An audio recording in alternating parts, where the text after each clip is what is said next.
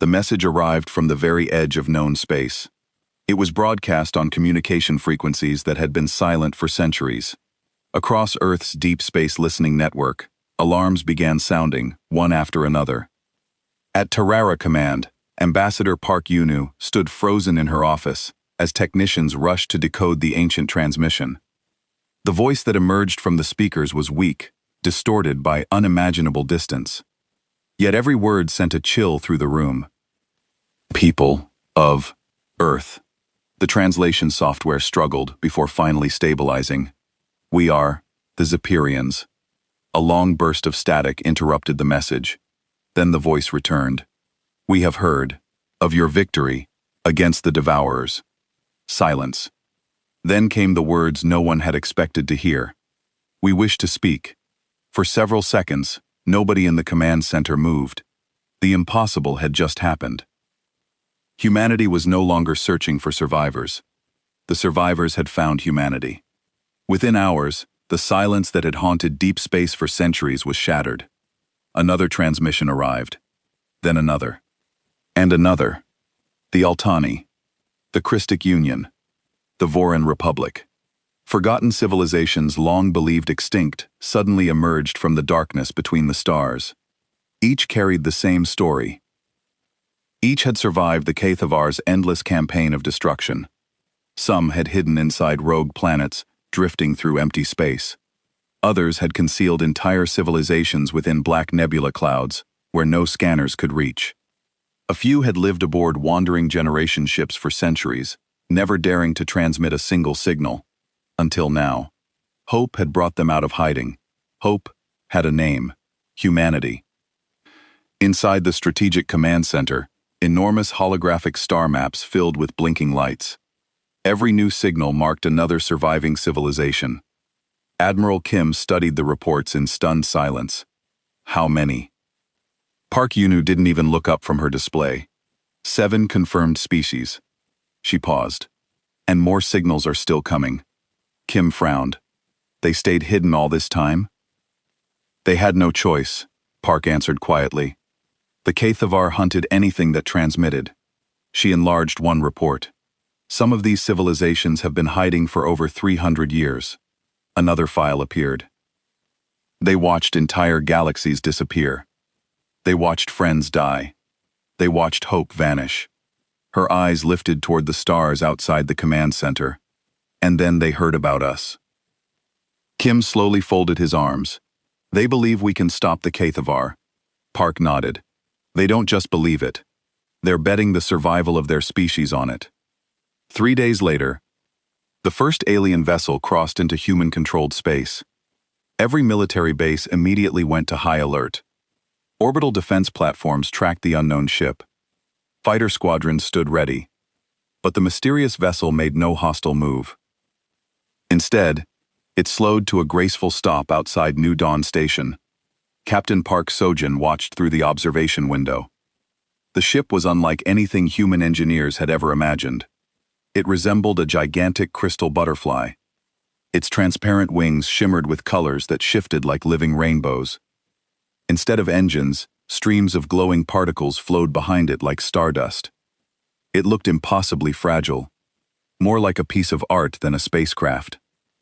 And yet, it had crossed thousands of light years to reach humanity. The docking clamps locked into place. A deep silence settled over the station. History itself seemed to pause. For the first time, humans were about to meet another intelligent civilization face to face. Not as enemies, not through distant radio signals, but in person. Captain Sojin adjusted his uniform and took a slow breath. Around him stood scientists, diplomats, soldiers, and translators. None of them spoke. The massive airlock doors slowly began to open. A soft blue mist drifted into the corridor. Everyone instinctively held their breath. Then, a slender figure stepped through the doorway. Its body shimmered like living crystal beneath the station lights. Large silver eyes carefully studied every human in the room. There was no hatred, no fear. Only cautious hope. The alien looked directly at Captain Sojin. Then, in slow but understandable English, It spoke the words humanity had waited generations to hear. So, the crystal being smiled gently. We are not alone anymore. The Zephyrian ambassador was tall and thin, with silver skin and large purple eyes. When it spoke, its voice sounded like music. For 300 years, my people have hidden in dead systems, afraid to use our radios, afraid to light our cities, the alien said. The Devourers taught us that the galaxy belonged to them. But you fought them, and won. How Captain Park smiled. We got angry. Within weeks, the secret alliance was formed. Alien engineers shared technology that humanity had never imagined. The Christ provided shield generators that could stop Cathvar acid weapons. The Alani brought stealth technology that made human ships invisible even at close range. The Vorthon gave them star charts showing Cathvar positions throughout the galaxy. But the most valuable gift came from a species called the Remnants, survivors of the first race that Cathvar had ever attacked 10,000 years ago. We remember everything their leader told Admiral Ryu. Every ship design, every weapon, every tactic. We have waited 10 millennia for someone strong enough to help us get revenge. The Remnants' knowledge transformed human battle plans.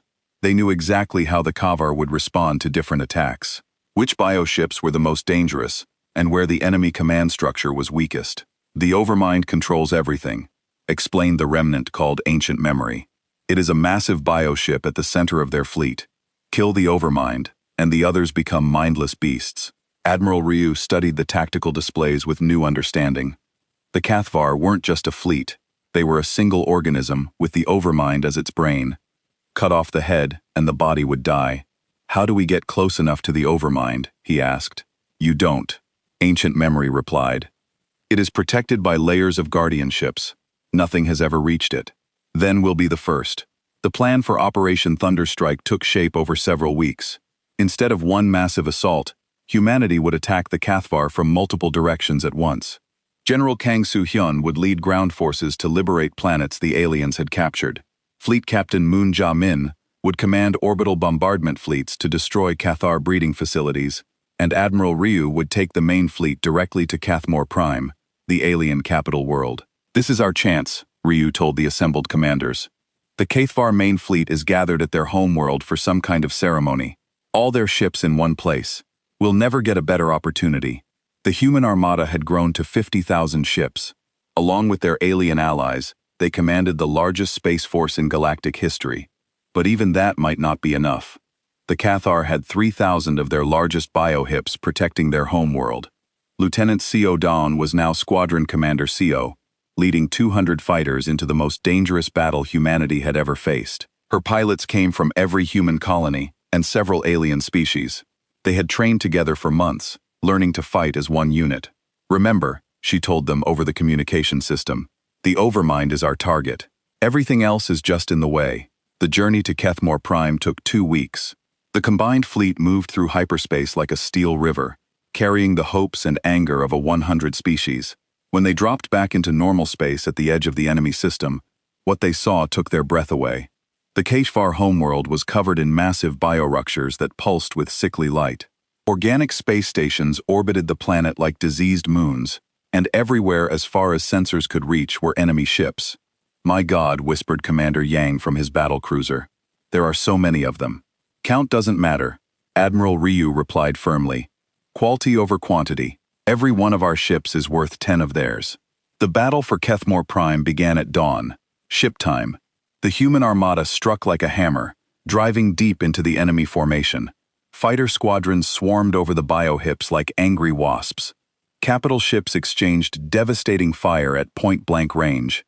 Vice Admiral Lee Young-ho commanded the left flank, his ships carving through enemy defenses with surgical precision. His quantum disruptors tore apart biohips faster than they could regenerate. Push forward, he commanded. Don't give them time to adapt. But the Cathvar were fighting differently now. Instead of acting like individual hunters, they were working together, forming complex patterns that confused human targeting systems. They're learning, reported his tactical officer. They're copying our formations. Then we'll teach them something new, Lee replied. All ships implement Pattern Omega-7. Pattern Omega-7 was something the Cathvar had never seen, a human battle formation based on ancient Earth naval tactics. The human ships formed a wall of overlapping fire that nothing could penetrate. Meanwhile, Major Im-So Young was leading her Marines through the corridors of a captured HFY command ship. The interior was like a nightmare. Walls that pulsed like living flesh, floors that bled when stepped on, and alien creatures that screamed when they died. "Keep moving," she shouted to her troops.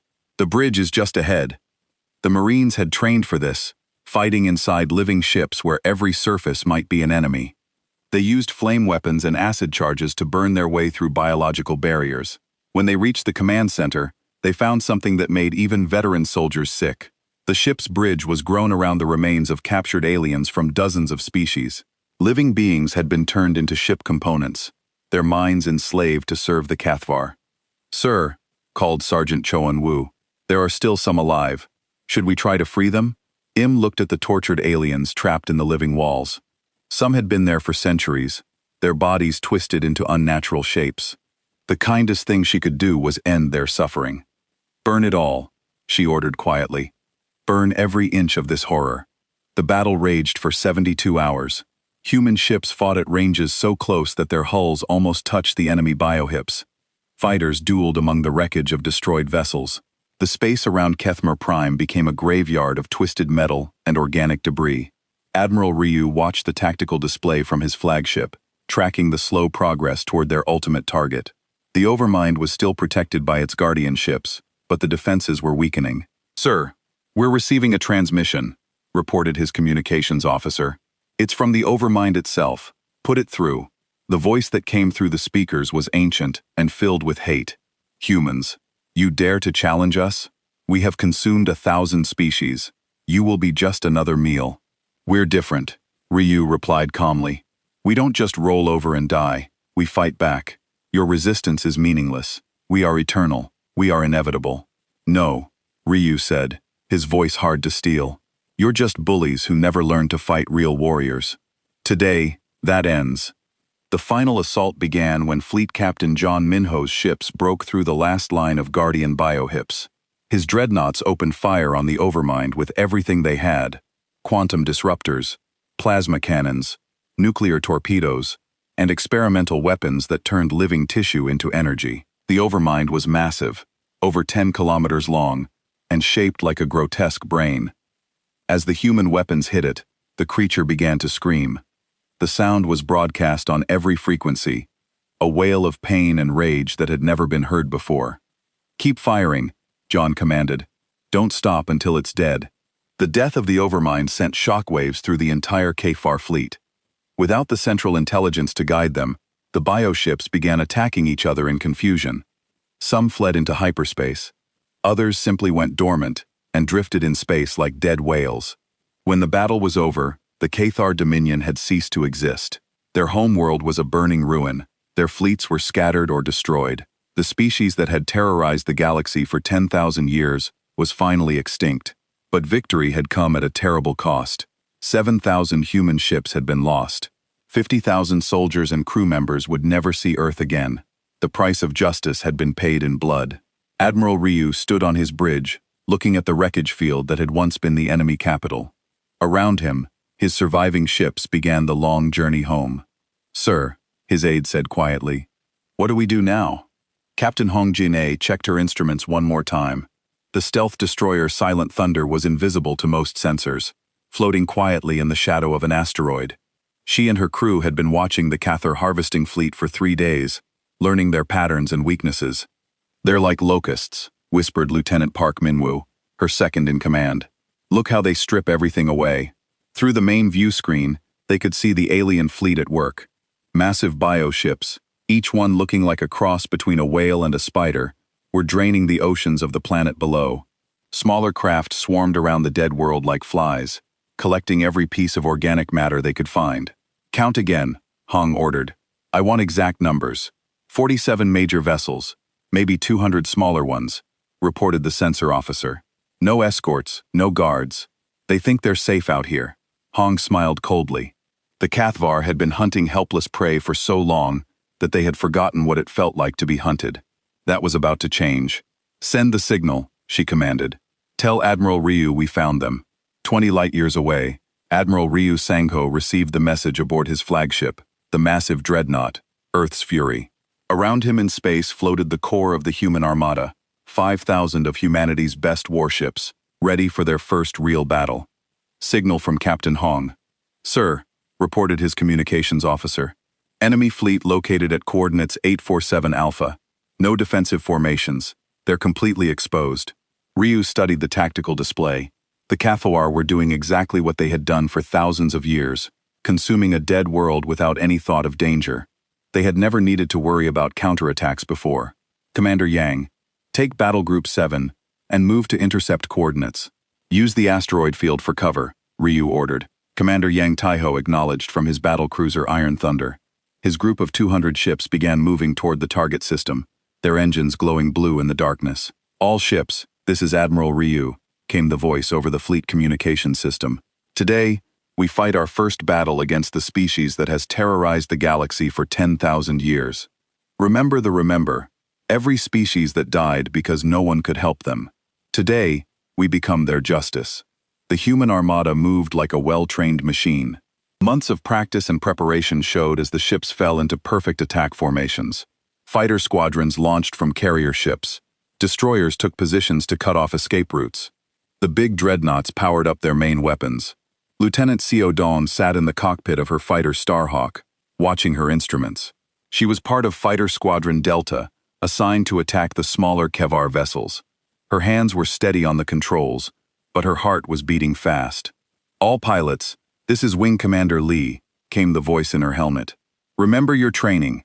These biohips can heal themselves if you don't hit them hard enough. Go for the nerve centers, the bright spots near the front. Kill the brain, and the body dies." "Understood, sir," Darwin replied along with the other pilots. The first attack came without warning. Commander Yang's battle group dropped out of hyperspace right in the middle of the Cathar fleet.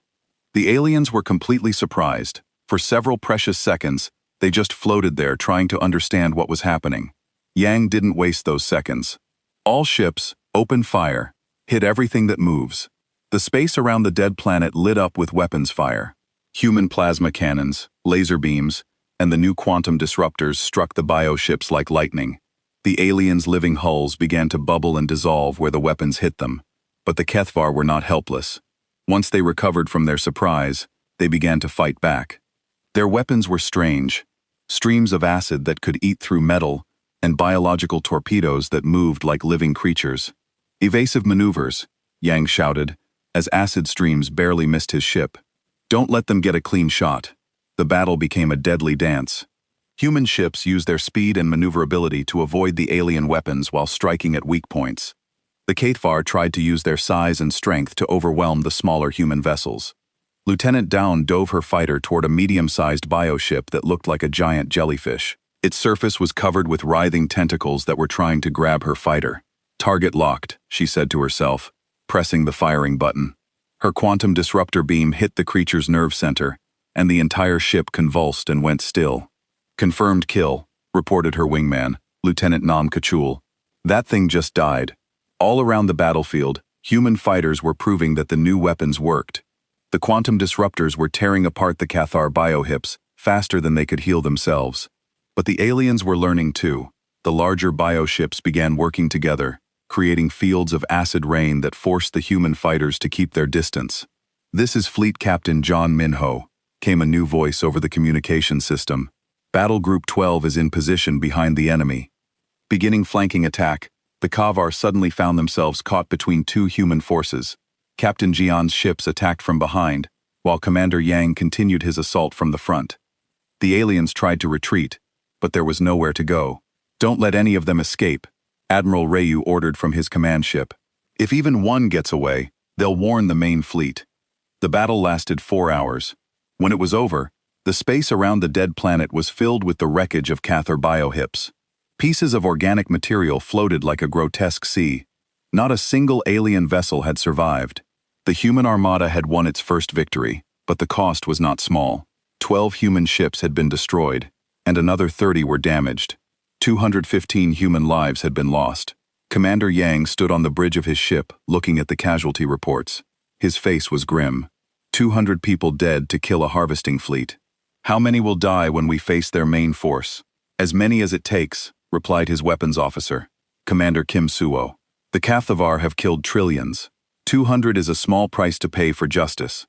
Captain Hong's stealth ship approached the wreckage field, scanning for anything useful. Her sensors detected something that made her blood run cold. Admiral Ryu, you need to see this, she transmitted. What did you find, Captain? There are remains from other species in these bioships. Hundreds of different types. The Cathar don't just kill their enemies, they incorporate them into their ships. They make the dead into weapons. The horror of this discovery spread through the human fleet. The Cathar were not just genocidal, they were desecrators, turning their victims into tools of further destruction. Admiral Ryu's voice came over the fleet communication system, cold and hard. All ships, prepare for the next phase. We're going to hunt down every Cathar ship in this sector. No mercy. No prisoners. They showed no mercy to the species they consumed, and we will show them none. The news of humanity's first victory spread quickly through human space. On Earth, in the colonies, and on ships throughout the fleet, people celebrated, but the celebration was mixed with determination. This was only the beginning. In the intelligence centers, analysts studied the wreckage from the battle. They learned that the Cathar had no concept of individual ships working together. Each bioship was a separate creature that followed basic instincts. They had never developed real tactics because they had never needed them. They're hunters, not warriors. Chief Intelligence Officer Bihei Jin-woo reported to the War Council. They know how to kill helpless prey, but they don't know how to fight an organized enemy. This was humanity's advantage. Humans had spent their entire history fighting each other, developing tactics and strategies, learning how to work together in battle. The Kothvar had spent 10,000 years bullying the weak. Fleet Captain John Minho was already planning the next attack. His ships were hunting Cathar scouts in the outer systems, making sure no word of humanity's existence reached the main alien fleet. We need to keep hitting them, he told his officers. Small fleets, harvesting groups, scouts. We kill them all before they know we exist. The plan was working. Over the next month, human strike forces destroyed 17 more kith of our fleets. Each victory taught them more about their enemy and gave them more confidence. But Admiral Ryu knew this was just the warm-up. The real battle would come when they faced the main Cathbar Armada, 3,000 bioships that had been moving toward human space for over a year. How long before they reached the outer colonies? He asked his tactical officer. 6 months, sir. Maybe 7 if we're lucky. Then we don't wait for them to come to us. We take the fight to them. The hunter had become the hunted. For the first time in 10,000 years, the Cathvar were the prey. The shipyards around Earth had never been so busy. Director Shin Woo-jin stood on the observation deck of the main orbital facility, watching hundreds of workers in spacesuits crawling over the skeleton of a new warship. Sparks flew from welding torches, and giant robot arms moved massive steel plates into position.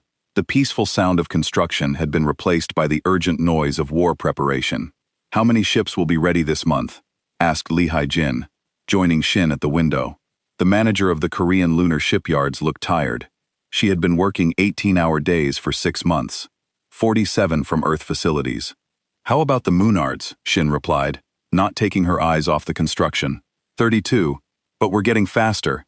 Next month should be 50. Shin nodded. The Mars colonies just sent us another 1,000 workers. Every person in the solar system who knows how to hold a wrench is building warships now. It was true. The mobilization of humanity had been amazing to watch. When Admiral Kim announced that aliens were coming to destroy Earth, people didn't panic, they didn't run away. Instead, they rolled up their sleeves and got to work. Farmers became factory workers, teachers became engineers, artists became soldiers. Every human colony contributed whatever they could. Mars sent raw materials and workers.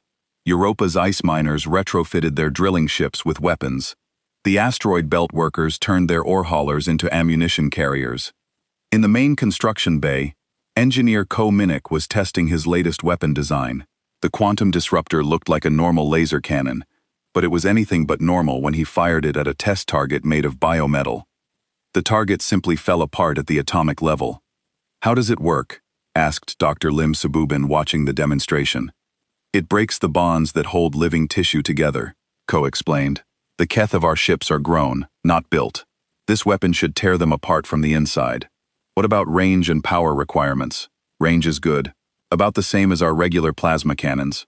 Power? Well, it uses a lot of energy. Each shot drains about 10% of a ship's reactor. Subin frowned. That means 10 shots and you're out of power. I'm working on that. But even 10 shots should be enough to kill a Cathar bioship. Across the solar system, Commander Ani Hun was training the new Marine units. The training facility on Mars had been expanded 5 times in 6 months. Where once there had been a small base for peacekeeping forces, now there was a massive military complex. Move faster, Anne shouted at a group of recruits practicing zero-gravity combat. The Cathar won't wait for you to get comfortable. The recruits were struggling. Most of them had never been in a real fight before, but they were learning quickly. Fear was a powerful teacher. Lieutenant Seo Dawn was one of the best new pilots. She had been flying cargo ships between the colonies when the war started. Now she was learning to fly the new fighter craft that would escort the big warships. The enemy ships are fast, and they can change direction quickly, her instructor told the pilot class. But they're still living creatures. They can be hurt, they can be confused, and they can be killed. Your job is to get close enough to do damage, and fast enough to get away alive. Dawn raised her hand. How big are their ships? The biggest ones are about 3 kilometers long. The smallest fighters are about the size of our destroyers. The class was quiet. Even the smallest enemy ships were bigger than most human warships. I know what you're thinking, the instructor continued. How can we fight something that big? The answer is simple. We don't fight fair. We use tactics they've never seen before. We hit them where they don't expect it. And we never ever give up.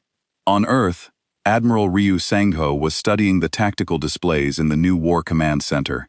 He had been promoted to lead the human Armada, the largest fleet in human history. The responsibility was enormous, but Ryu was ready for it. Sir, the latest intelligence report from Captain Park's scouting mission, said his aide, handing him a datapad. Ryu read the report, and his face became grim. Captain Park had gotten close to the Cathavar fleet, close enough to see what they were really dealing with. The enemy had over 3,000 ships, ranging from fighters to massive dreadnoughts that looked like giant sea creatures. They moved through space like a swarm of predators consuming everything in their path. Any weaknesses? Ryu asked. Captain Park thinks they communicate through biological signals. If we can jam those signals, we might be able to confuse them. Good. Add signal jammers to all our ships. What else? They seem to avoid fighting in asteroid fields, probably because the rocks damage their bioholes. Ryu smiled for the first time in weeks. Then we'll fight them in asteroid fields. The war preparations were changing human society in ways no one had expected. The separate colonies that had operated independently for decades were now working together like a single organism. Earth sent technology and leadership. Mars provided materials and manufacturing. The outer colonies contributed workers and ideas. But the biggest change was in the people themselves. Humans who had lived peaceful lives were discovering they had the capacity for terrible violence when their families were threatened. The gentle species that had explored the stars was revealing another side of its nature. Captain Hong Jane was an example of this transformation. 6 months ago, she had been a civilian pilot carrying passengers between star systems. Now she commanded a stealth destroyer equipped with experimental cloaking technology and enough firepower to level a city. The first rule of fighting the Cathar, she told her crew, is that they're not just our enemies, they're everyone's enemies. Every species they've killed is counting on us to stop them. Her crew nodded. They understood. This wasn't just about human survival. This was about justice for the Eye and all the other species that had died screaming into the void. In the intelligence centers, analysts worked around the clock to understand the enemy. Chief Intelligence Officer Bin Wu had assembled teams of experts to study every piece of information about the Cathar. They've been moving across the galaxy for at least 10,000 years, he reported to Admiral Kim. Always the same pattern. They arrive, they consume everything living, they move on. No communication, no negotiation, no mercy. How many species have they destroyed? Based on the wreckage patterns we found, probably over 1,000, maybe more. Kim felt a cold anger growing in his chest. 1,000 species, billions or trillions of individuals, all dead because of one genocidal empire. Any species ever fought them off? Not that we can find. Some put up good fights lasted months or even years, but they all died in the end. Then we'll be the first. The transformation of humanity continued. Peaceful exploration ships were being fitted with armor and weapons. Luxury cruise liners became troop transports. Even small private yachts were converted into reconnaissance craft. The most impressive sight was the fleet assembly point near Jupiter. Hundreds of warships floated in formation, their hulls gleaming with fresh paint and new weapons. They looked deadly and beautiful, like sharks made of metal and energy. Commander Yang Tai-ho walked through the corridors of his new battlecruiser, the Iron Thunder. His crew was a mix of professional military officers and civilian volunteers. They came from every human colony and every background, but they all shared the same determination. "Sir, all systems check out," reported his weapons officer. "We're ready for combat." Yang nodded. "Signal the fleet. The human armada is ready to launch." Across human space, 50,000 warships received the same message. The largest military force in galactic history was ready to move. They had trained for months, prepared for every possible situation, and armed themselves with weapons designed to kill gods.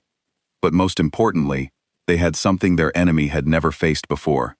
They had human anger focused and refined into a weapon more dangerous than any technology. The HFY had spent 10,000 years hunting helpless prey. Now the prey was coming to hunt them. The meeting room on Terra Command was filled with the most important people in human space.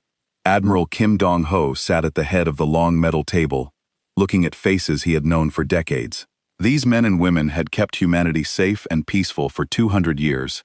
Now they faced a problem none of them had ever imagined. General Obongu was the first to speak. He was a big man with thick arms and a loud voice. "Admiral, with respect, we only have the word of some aliens we've never met. How do we know this isn't some kind of trick?" Fleet Commander Yoon-hee Rin shook her head. "What kind of trick, General? Someone pretending their entire species is dead. That makes no sense. Maybe they want us to attack this HFY dominion for them. Maybe this is their war, not ours," Oh replied. Chief Intelligence Officer B.A. Jin-woo opened a folder on his tablet. "I've been studying the star charts they sent us. The HFY fleet is real, and it's massive. Our deep space sensors picked up energy signatures moving through the Beta Quadrant. Whatever destroyed the Volani is heading toward inhabited systems." Dr. Lim Sabubin, Earth's top expert on alien life, stood up from her chair. She was small and quiet, but when she spoke, everyone listened. "3 days ago, we found debris from the homeworld. I've been studying the samples." She pressed a button, and holographic images appeared above the table. The images showed strange, beautiful creatures with blue skin and large eyes. They looked peaceful and intelligent. They were advanced. Their technology was equal to ours, maybe better in some areas. "But look at this," Subin said, changing the image. Now they saw burned pieces of metal and what looked like dried blood. Whatever killed them didn't just destroy their ships, it consumed them. "What do you mean consumed?" Admiral Kim asked. "The biological matter has been harvested, stripped away completely. The HFY don't just kill their enemies, they eat them." The room became very quiet. Several people looked sick. "There's more," Subin continued. "We found traces of other species in the debris. The Vani weren't the first. The HFY have been doing this for a long time, moving from system to system, consuming everything alive." Captain Park Sojin, who had been quietly listening, finally spoke. "The Vani's last message said the HFY were coming for us next. How long do we have?" Beijing Wu looked at his calculations. "Based on their movement speed, they'll reach the outer colonies in 18 months. Earth in 2 years. That's not much time to prepare," Yoon Hairon said. "Prepare for what?" General O asked. "We haven't fought a real war in generations. Our ships are built for exploration and trade, not combat." Admiral Kim stood up slowly. He had been thinking about this problem since Park's first report. "We have 2 choices. We can run, try to evacuate as many people as possible to distant colonies, or we can fight." "Fight with what?" O asked. "We have maybe 500 military ships in the entire fleet. The intelligence report says the HFY have thousands. Then we build more ships," Kim said simply. Commander An Ji-hoon, who led the Marines, laughed bitterly. "Admiral, building warships takes years. We don't have years." Dr. Lim Sabubin cleared her throat. "Actually, we might have an advantage. I've been studying the Vani technology in the debris. Their weapons were designed to work with biological targets. If we can reverse engineer them—" "You want to build weapons that eat aliens?" General O asked. "Not eat, disrupt. The HFY ships are grown, not built. They're living creatures. We can design weapons that attack their biological systems. Kim looked around the table. Director Shin Woo-jin, how fast can we convert our civilian shipyards to military production? Shin was in charge of Earth's industrial systems.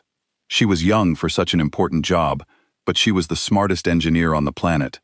If we work around the clock and use every shipyard in the system, 6 months to retool everything, we could start producing warships in 8 months. The Korean lunar shipyards can help, said Lee Hae-jin, who ran the moon factories. We have the biggest construction facilities outside Earth. Give me the blueprints and I can build whatever you need. Engineer Ko Min-sik raised his hand. I can have prototype weapons ready in 3 months. If Dr. Subin is right about the biological angle, I have some ideas that might work. Admiral Kim nodded. Good. But ships and weapons aren't enough. We need trained crews. Commander Ann, how many Marines do we have? About 10,000 across all colonies. But they're used to keeping peace, not fighting wars. Train more. Train everyone who's willing to fight. This isn't going to be a small conflict. Fleet Commander Yoon looked worried. Admiral, even if we can build enough ships, we'll still be outnumbered. The Cathar have been conquering the galaxy for who knows how long. Then we'll have to be smarter than they are, Kim replied. Captain Park, I want you to take a scouting mission. Get close enough to observe the Cath of our fleet, but don't engage. We need to know exactly what we're dealing with. Park nodded. Yes, sir. I'll take my best crew. General O, start mobilizing the planetary defense forces. Every world needs to be ready to fight. What about evacuation plans? Orr asked. Kim's face became hard. There won't be any evacuation.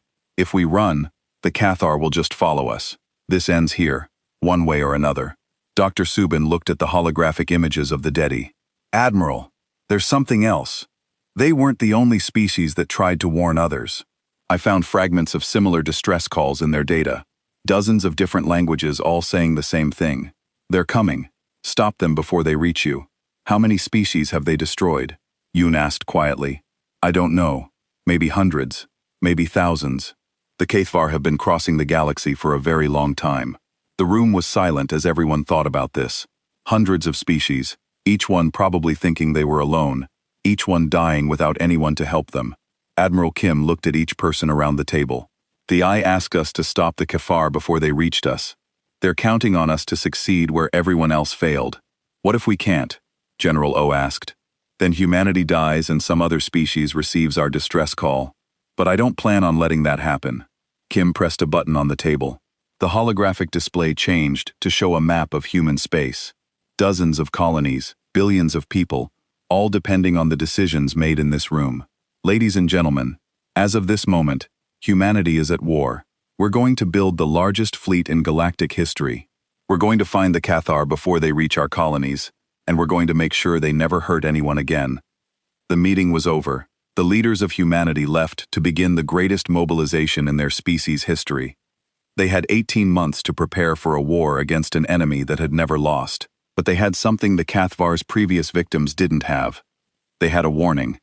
They had time to prepare, and they had each other. The sleeping giant was waking up. The lights on the control panel blinked slowly in the dark room. Lee Tamman rubbed his tired eyes and looked at the clock. It was 3 a.m. on the space station New Seoul. He had been working the night shift for 6 months now, watching for signals from deep space. Most nights, nothing happened. The universe was quiet and peaceful. Tae-min stretched in his chair and reached for his coffee cup. It was cold, but he drank it anyway. Outside the thick windows, stars dotted the black sky like tiny diamonds. Earth was far away, just a small blue dot among millions of other lights. This was the loneliest job in the solar system, but someone had to do it. The computer made a soft beeping sound. Tamman looked at his screen and frowned. A new signal was coming in from the edge of the galaxy. This was strange. No human ships were out that far. Trade routes didn't go past the Jupiter colonies. Whatever was sending this signal was not from Earth. Tamman's heart started beating faster. He had trained for this moment for years, but he never thought it would really happen. First contact with aliens was supposed to be exciting, but this signal felt different. It was weak and broken, like someone calling for help from very far away. He pressed buttons on his control panel and tried to clean up the signal. The computer worked hard to remove the static and noise. Slowly, patterns began to appear on his screen. These were not random sounds from space.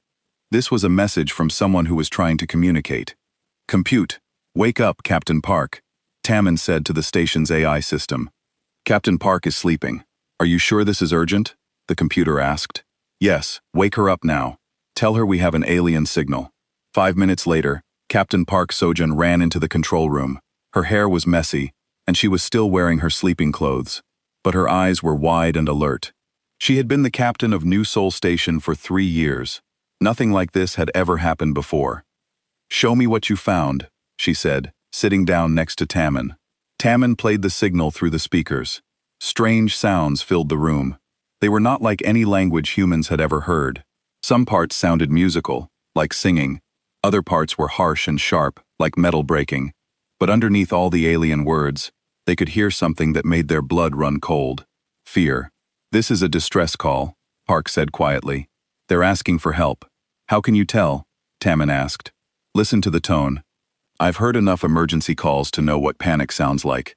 This person is terrified." Park pressed a button on her chair. "Computer, contact Admiral Kim Dong-ojgo at Terra Command. Priority 1. Tell him we need to speak with him right now." The main screen lit up with the face of Admiral Kim. He was an older man with gray hair and serious eyes. He had fought in the Mars Rebellion 20 years ago and had scars on his face to prove it.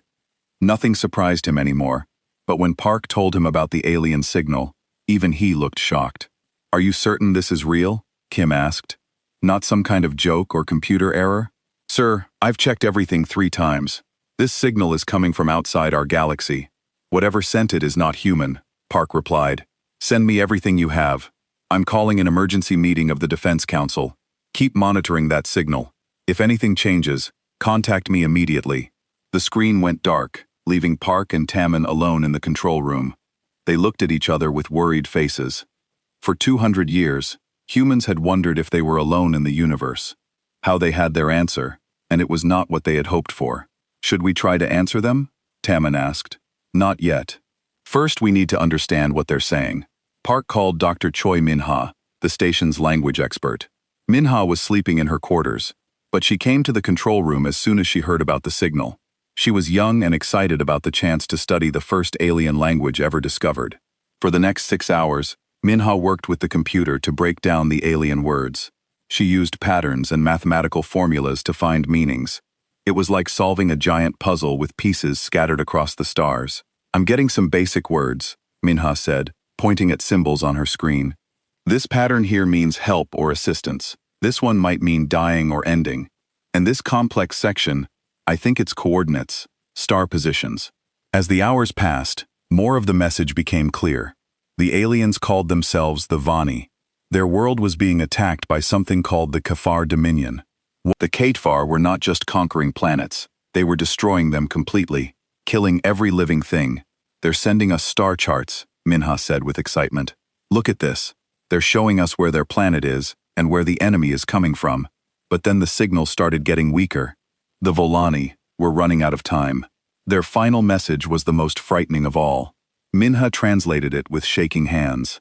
"Any species who receives this message, you must listen. The Kafar do not stop. They consume everything. They are coming for you next. Please, someone must stop them before they reach your world. We are the last of our kind. Do not let them do to you what they did to us."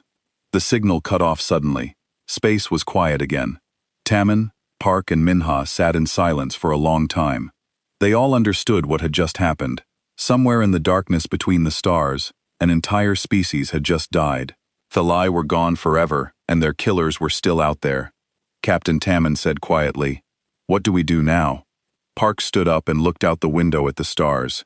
Each tiny light might be a solar system with planets and people. How many of them would die if the Cathar kept moving through the galaxy? "Now we warn Earth," she said. "Humanity needs to know that we are not alone, and we are not safe." The age of peace was ending. Somewhere in the dark, humanity's first alien enemy was coming for them. The only question was whether Earth would be ready when they arrived.